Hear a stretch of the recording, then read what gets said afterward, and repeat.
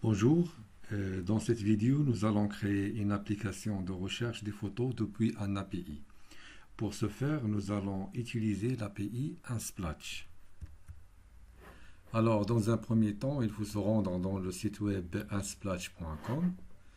Ensuite, cliquez sur Developers API. Alors là, il faut cliquer sur Register as Developer pour créer un compte.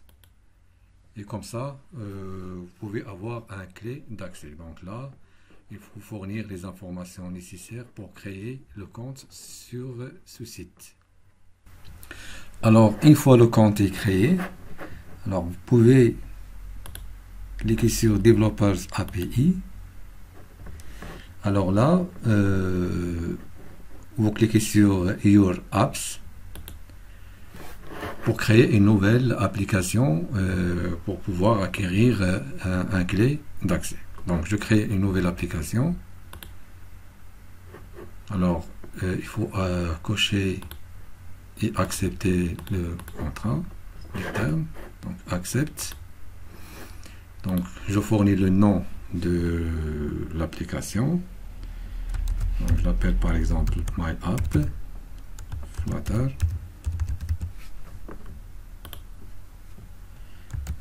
App mobile. Donc c'est juste une description pour créer l'application. Donc une fois maintenant on a créé une nouvelle application, alors là nous aurons les clés d'accès. Donc ce qui nous intéresse maintenant c'est cette clé là, donc Access Key, qu'on va l'utiliser pour créer notre API qui va nous permettre de rechercher des images. Bien, maintenant, une fois on a la clé d'accès, alors on peut utiliser l'API de la manière suivante. Donc, à partir de ce lien, api.unsplash.com/search photo, donc client ID, alors là, il faut fournir le clé qu'on a créé. Donc, je vais supprimer ça et coller la clé. Et ça, c'est query. Donc, ça, c'est le mot-clé pour rechercher les photos. Donc, je vais copier ce lien. Et dans le navigateur, je vais coller ce lien. Et là, c'est le mot-clé. Donc, je change coffee, par exemple, par bird, oiseau. Et on aura la réponse, donc des informations. Donc et parmi ces informations, donc on trouve les liens des photos, donc dans URLs, donc les photos avec différentes tailles, donc régulière, small, thumb, etc. Donc si je clique sur ce lien, alors j'aurai la photo qu'on a recherché. Donc ça c'est un premier élément. Donc on peut avoir d'autres éléments ici, par exemple régulière, donc deuxième photo et ainsi de suite. Alors là, donc cette API maintenant, il va nous permettre de rechercher et récupérer des photos et d'autres informations bien sûr. Alors commençons maintenant par la création de notre application. On va créer un nouveau projet Flutter, donc dans Android Studio, New Flutter Project. Donc on va donner comme nom, par exemple, photo.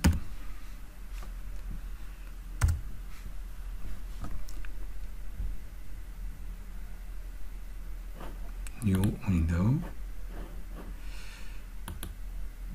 Project. Voilà. Alors la première chose à faire, donc on va structurer notre projet. Alors là, dans le fichier, dans le dossier lib, alors là on va créer 3 dossiers. Donc le premier dossier c'est le dossier, le package pour les modèles. Donc, on va l'appeler modèle. Un deuxième dossier, c'est pour repository. Alors là, on va créer le fichier qui va communiquer avec l'API, qui va utiliser l'API pour récupérer les données. Et un troisième package pour les pages ou les screens. On va l'appeler screens. Voilà. Alors là,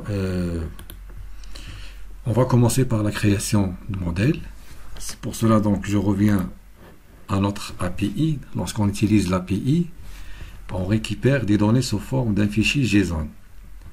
Alors nous, les photos qu'on a recherchées donc se trouvent dans la liste Results. Donc dans Results, nous avons des éléments, des objets. Chaque collection contient des informations, donc plusieurs informations, des informations sur les photos avec différents formats, la taille, la hauteur, la couleur, etc. D'autres informations sur les liens pour utiliser la photo, et des informations sur le user, le propriétaire de cette photo, etc. Alors, dans cette démonstration, on va s'intéresser seulement à la photo, et on va adopter la photo de prévisualisation, c'est-à-dire la photo dans Temp, donc ici, cette petite photo qu'on va l'afficher dans notre application mobile.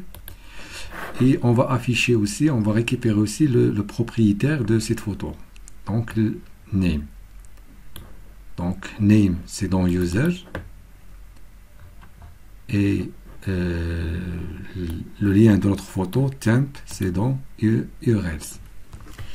Alors on va créer un modèle, une classe pour récupérer le name de l'utilisateur, des propriétaires de la photo, et l'URL de notre photo. Bien, maintenant on va créer notre modèle. Alors dans le dossier modèle, package modèle, nouveau, new, dart file. Alors on va l'appeler photo.modèle. Donc ce fichier photo.modèle.dart. Donc là on va créer la classe modèle pour les données qu'on va récupérer. Donc on va l'appeler classe photo. Alors les attributs string name, donc le nom du propriétaire, et string le lien de la photo URL. Donc un constructeur photo, donc required this name, virgule, required this URL. Donc ça c'est notre constructeur. Ensuite, une chose très importante, c'est on crée un constructeur à partir un constructeur d'objets photo à partir d'une collection. Collection map, parce que le fichier JSON, les données récupérées dans le fichier JSON, on va les convertir en format map.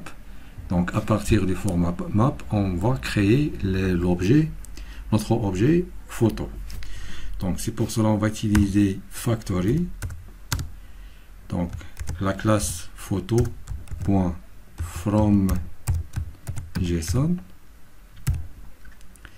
Alors cette méthode, donc comme argument, c'est le type map avec les clés string et les valeurs, c'est dynamique. Donc un variable JSON,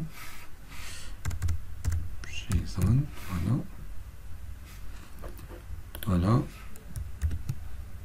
Donc une fois on a une collection string dynamique, donc on va créer, instancier un objet photo. Donc on va retourner return avec le constructeur photo.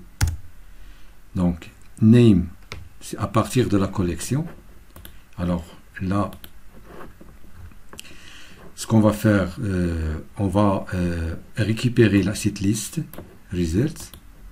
Donc l'API, on va récupérer cette liste d'objets. Et dans chaque objet, on a le name et l'URL. Donc une fois nous avons cette liste, pour accéder par exemple, donc ça c'est une liste, pour accéder URLs aussi, c'est ensemble de, donc c'est une collection, donc il y a plusieurs clés valeurs, donc URLs, nous avons la clé row, fall, regular, etc. Donc accéder à l'URLs, cette liste. Ensuite, dans la liste URLs, nous avons ces éléments, donc on doit accéder à term. Et on va faire la même chose pour les names. Donc name URL, c'est donc il faut nous avons la collection récupérer JSON, on va l'appeler JSON ici, donc c'est JSON, donc URLs, donc URLs c'est ça, et dans URLs on va accéder à temp. Donc ensuite on ouvre le crochet temp. Alors pour le name, la même chose, donc name c'est dans user, donc on n'a pas intérêt de ces éléments, voilà, dans user, donc à partir de la collection JSON, user, et on accède à la propriété name. Donc JSON, user, ensuite name. Donc comme ça, une fois nous avons une collection, on peut créer un objet photo. Donc ici un point virgule. Voilà. Donc ça c'est ce qui concerne la création du modèle. L'étape suivante, c'est la création d'une fonction qui va nous permettre de récupérer les données à partir de l'API. Bien, maintenant on va créer la fonction qui va nous permettre de récupérer les photos ou les données à partir de notre API. C'est pour cela il faut utiliser la dépendance HTTP. Donc ça c'est très important pour pouvoir utiliser l'API. Alors la dépendance HTTP, donc à partir de site pub.div, donc pour la gestion des dépendances pour le Dart. Alors là vous tapez HTTP, alors vous avez la dépendance HTTP et vous avez la version actuelle. Donc aujourd'hui on est dans la version 0.13.14. donc soit vous copiez ça, donc vous cliquez ici et vous avez la dépendance, et ensuite dans le fichier pubspec.yaml, alors là dans dependencies, ici il faut ajouter le HTTP, la dépendance HTTP avec la version. Donc soit vous mettez la version, soit sans rien, comme ça. Donc automatiquement Flutter il va télécharger la dernière version. Donc une fois on a fourni préciser la dépendance, il faut lancer la commande pub-get. Donc je lance la commande pub-get, comme ça il va installer la dépendance. Alors maintenant dans le dossier repository, on va créer la fonction qui va récupérer les données à partir de l'API. Alors dans le dossier repository, on va créer un nouveau fichier Dart file, on va l'appeler photo.data.dart. Alors là on va créer notre fonction. Donc cette fonction elle va, donc c'est feature, parce qu'il y a la communication avec un serveur externe. Donc feature, il retourne une liste d'objets, photos qu'on vient de créer. Donc c'est déjà importé par Android Studio. Donc il importe le modèle. Donc il retourne liste d'objets photos. Donc cette fonction, on va l'appeler get photo. Il a comme argument string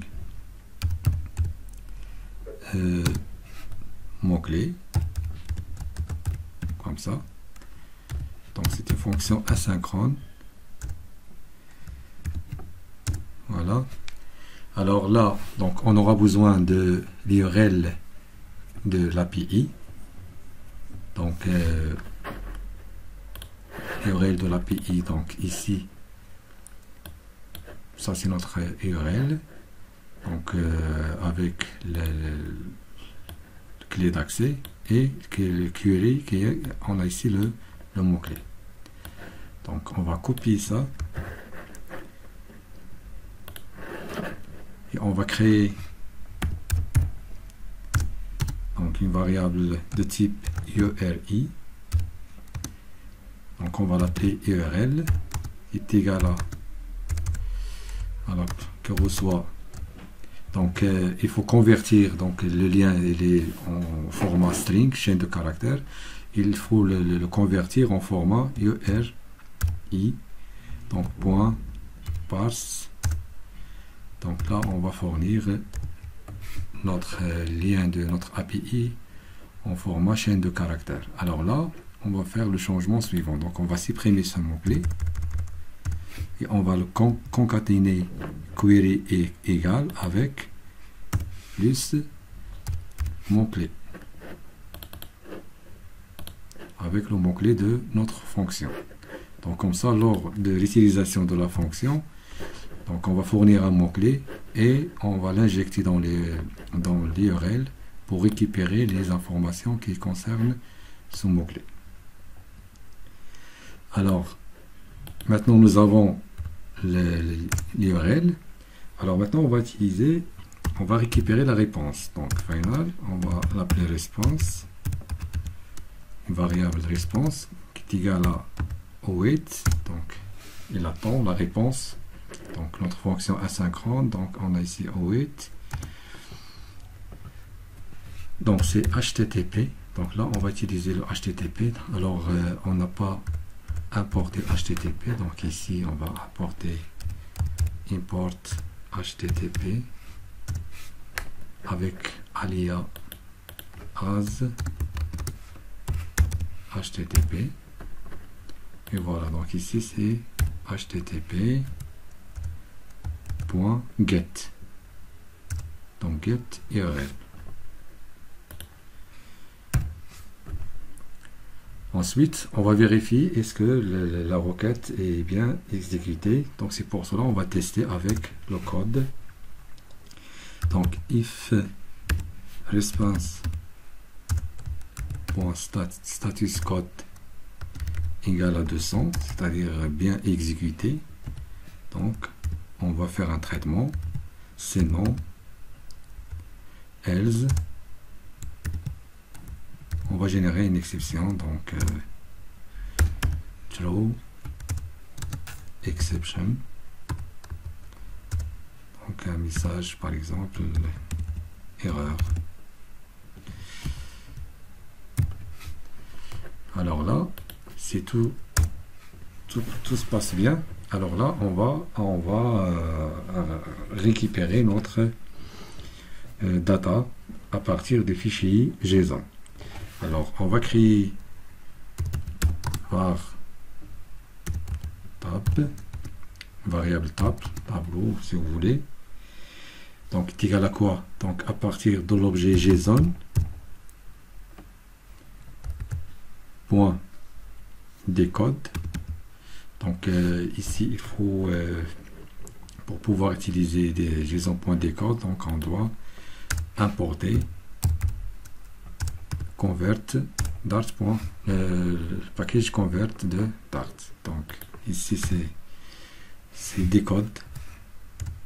Donc on va décoder la réponse, le corps de la réponse .body en récupérant seulement result.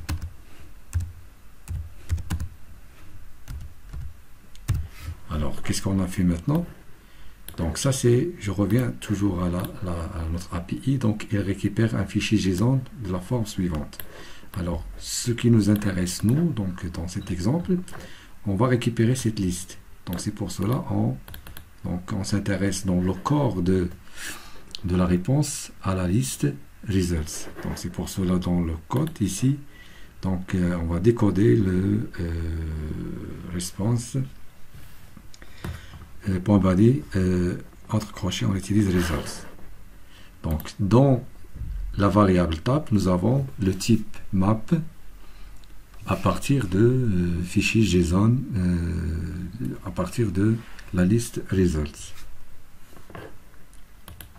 Alors l'étape suivante, donc puisque ici la fonction il doit retourner une liste d'objets photos, donc on va retourner une liste d'objets photos.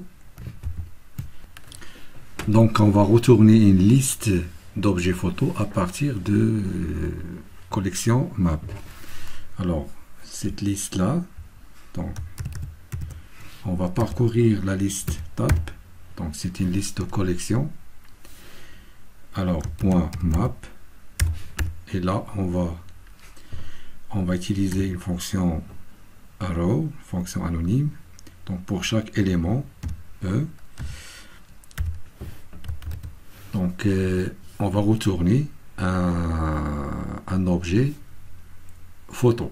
Donc dans cette partie là qu'on va utiliser le constructeur factory à partir de JSON. Donc là nous avons un élément map. Donc à partir de cet élément on va créer l'objet photo. Alors là donc c'est un élément dans tap. Et tap, qu'est-ce qu'il contient? Il contient des, c'est une liste de collections map à partir de fichiers JSON qu'on a décodé ici. Donc là on va créer, donc on va retourner donc ces photos from JSON. Donc E, élément. Donc là c'est un élément, donc E c'est une collection. Voilà, donc ici un point, virgule, et comme ça on va retourner une liste d'objets photos. Voilà, donc ça c'est l'étape qui concerne la récupération des données à partir de l'API.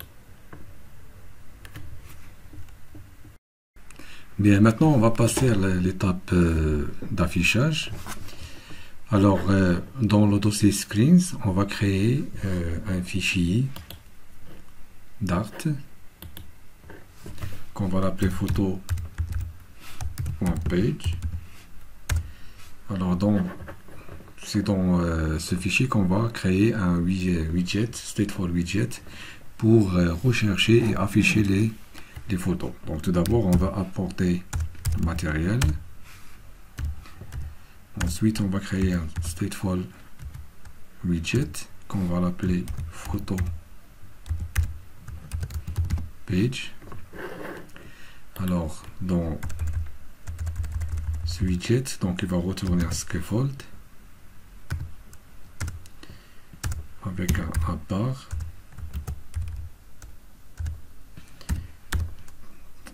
titre, donc titre texte photo,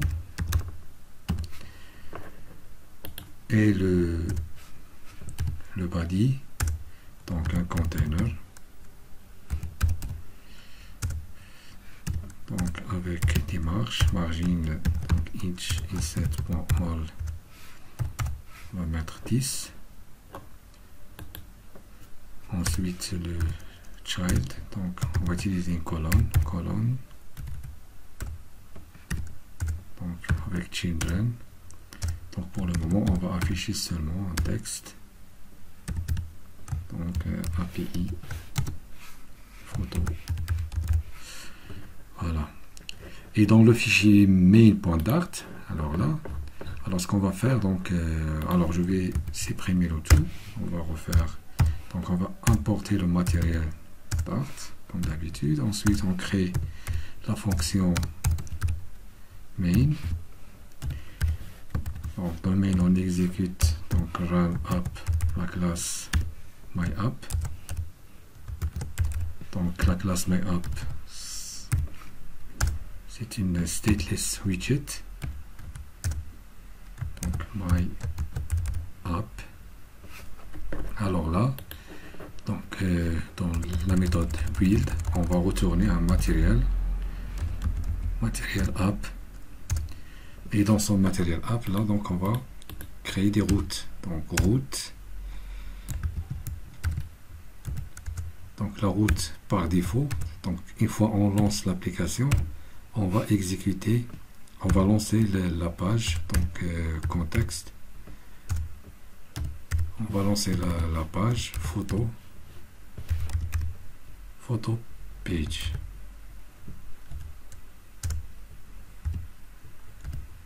Voilà. Alors on va tester. Donc my affect execution of main.dart. Je relance.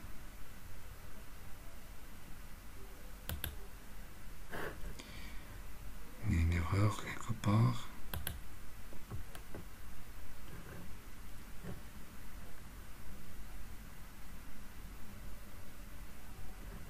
Voilà, donc ici, donc c'est pas un point virgule, c'est juste un virgule. Donc on relance.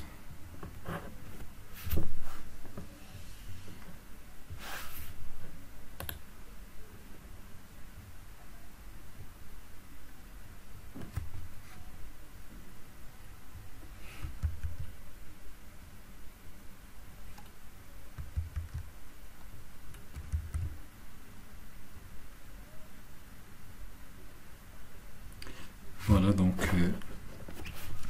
voilà, maintenant la page est bien affichée. Alors maintenant on va retourner à notre page photo.page, donc notre stateful widget. Donc c'est là qu'on va créer la partie pour, donc ici on va créer une zone de texte et un bouton pour rechercher les photos. Alors maintenant je vais supprimer ce texte là. Alors, tout d'abord, on va créer un text field. Donc, text field.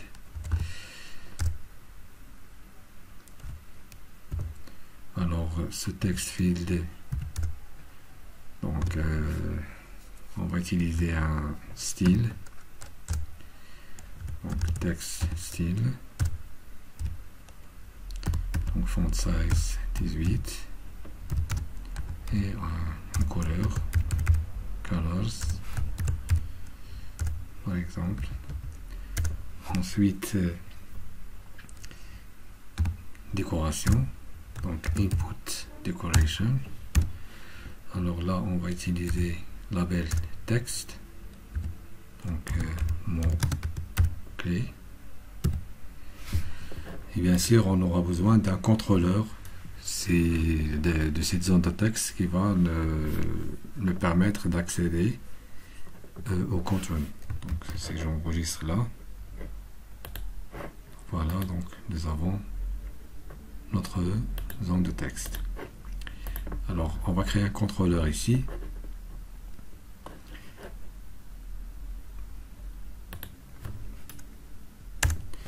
Donc text editing controller CTR est égal à text éditer contrôleur, point virgule, et dans ici on va utiliser l'attribut contrôleur et on va préciser notre contrôleur CTR. Donc maintenant on a créé notre zone de texte. Par la suite on va créer un bouton, donc elevated button. Donc pour le moment, pour la fonction, on va laisser une fonction vide. Et dans child, on va créer une icône, icons.search, voilà, size 30 par exemple, virgule. Donc je vais enregistrer. Voilà, nous avons maintenant notre bouton. Alors maintenant on va créer une variable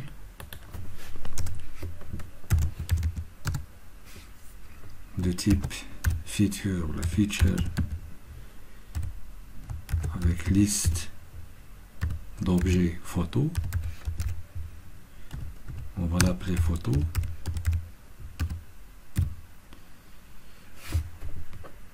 Donc non, the name photo isn't type.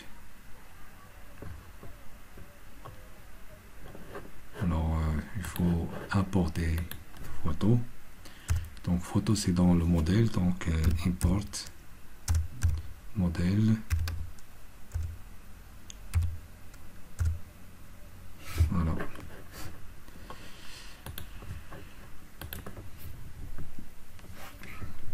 Maintenant, ce qu'on va faire, on va récupérer les photos dans cette variable.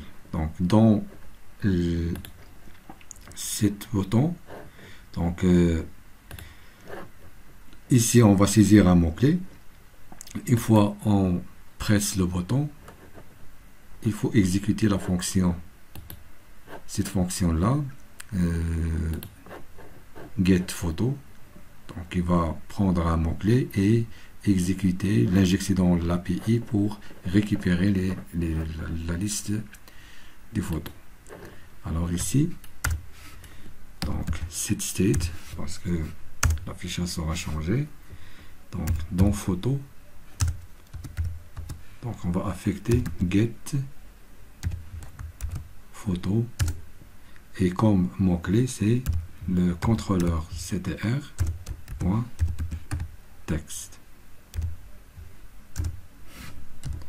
Point virgule. Donc le texte saisi dans le zone de texte, on va l'injecter dans la fonction getPhoto et par la suite on affecte ça dans la variable photo. Alors maintenant pour l'affichage, donc ça c'est le bouton. Donc ici on va utiliser widget expanded et comme child de ce widget on va créer un feature builder.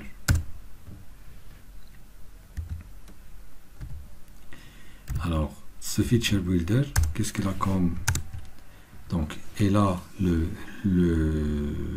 feature et le builder, mais là dans feature builder il faut préciser le type. Donc ça c'est feature builder avec liste de photos, d'objets photos.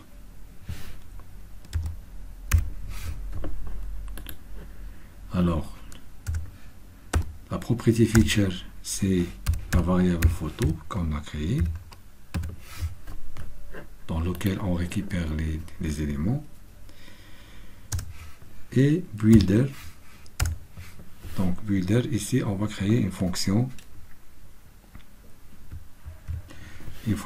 avec le contexte et une variable snap snp snapshot snp.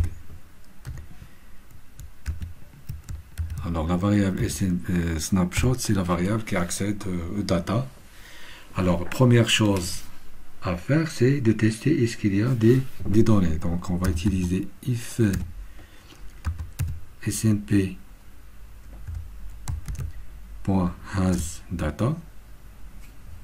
Alors là, on va faire le traitement else.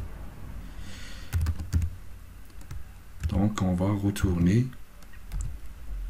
Alors, else, on va retourner un widget qui affiche un message d'erreur, comme quoi il n'y a pas de données. Donc, return. Donc, on va retourner seulement un widget texte. No data. No data. Par exemple, avec style.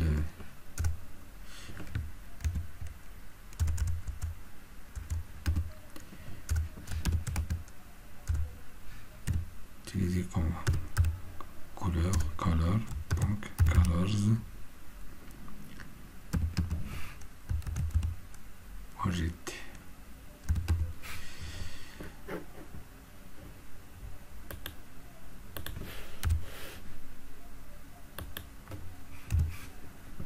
Voilà. Alors, c'est le SNP, il y a des données, donc hasData. Alors là, on va retourner l'affichage widget qui permet d'afficher le contenu.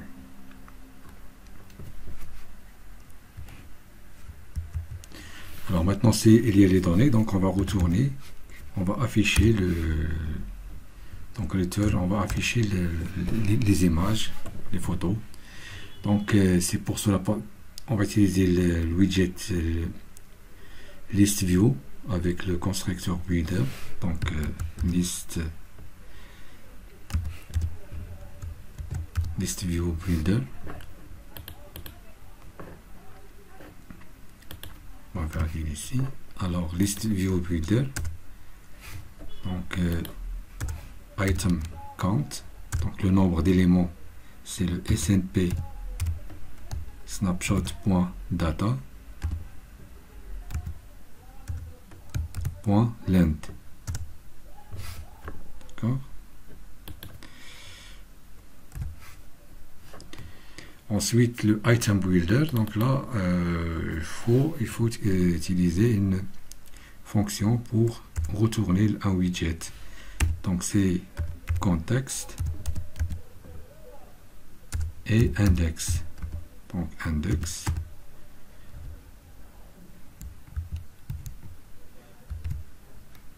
Donc cette fonction, donc qu'est-ce qu'il retourne? Il retourne un widget. Donc on va retourner par exemple carte, un élément carte. On va vérifier ici. Alors on va utiliser elevation 8 par exemple, un nombre, et le child, un container.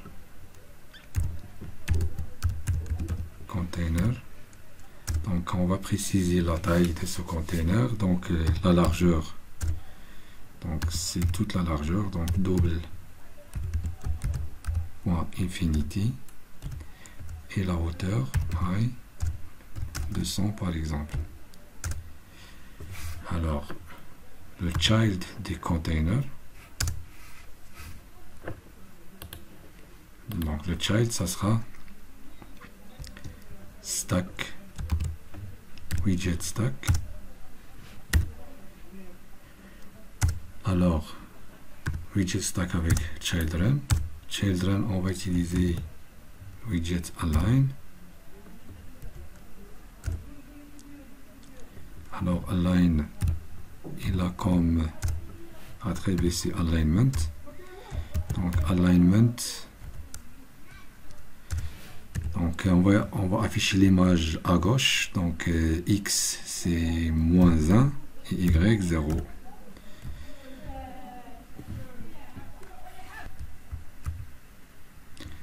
Et pour child, donc on va utiliser donc un cercle avatar pour les images. Donc cercle avatar. Alors background image, on va utiliser network image. Et dans Network Image, donc là, on va afficher l'image. Donc, c'est dans snp.data. Donc, à partir de index. Donc, maintenant, on a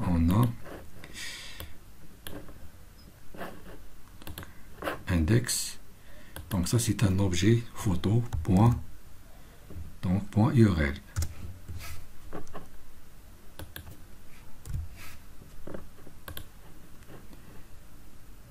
Donc, circle avatar, voilà.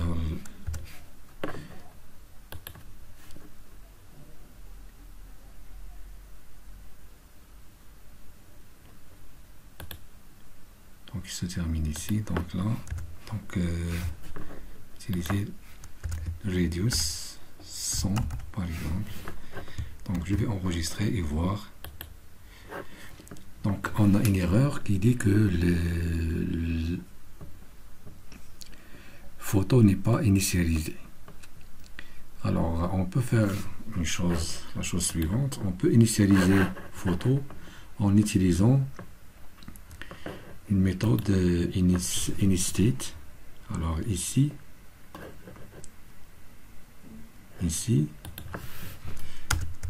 donc, avec le bouton droit, dans Android Studio, Generate, et par la suite, Override Method, et on clique sur Init State. Donc, Init State, donc nous avons maintenant Override Void Init State. Donc ici, on va utiliser Set State, et on va initialiser photo avec la méthode get photo avec un mot-clé quelconque, par exemple flower. Donc maintenant, une fois on lance l'application, il va exécuter, il va récupérer des photos sur le mot-clé flower. Donc je vais relancer ça.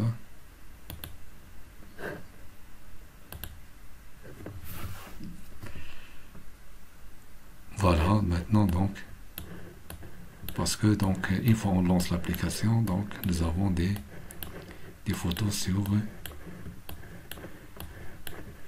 Maintenant on va tester, c'est on met un mot-clé, donc par exemple tiger. Voilà, donc il récupère des photos sur les tigres.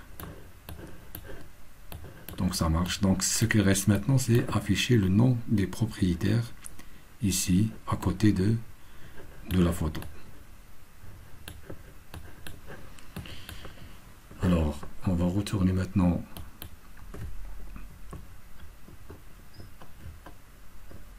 donc maintenant nous avons affiché la photo.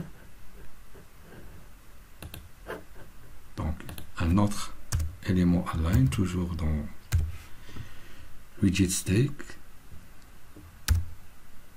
align. Alors alignment, donc alignment, donc à droite, donc x c'est donc on va pas utiliser 1, donc c'est 0,8 par exemple, et y c'est moins 0,5. Voilà, et le child, donc child c'est le texte, donc texte, widget texte, et on va fournir le snp.data index.name exclamation, parce que l'objet non nul. Donc on va utiliser un style, text style, par exemple font size 18 et color.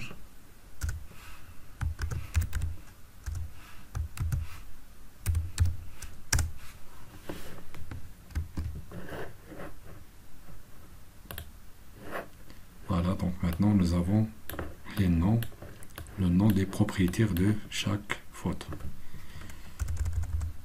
Donc, Jaguar par exemple.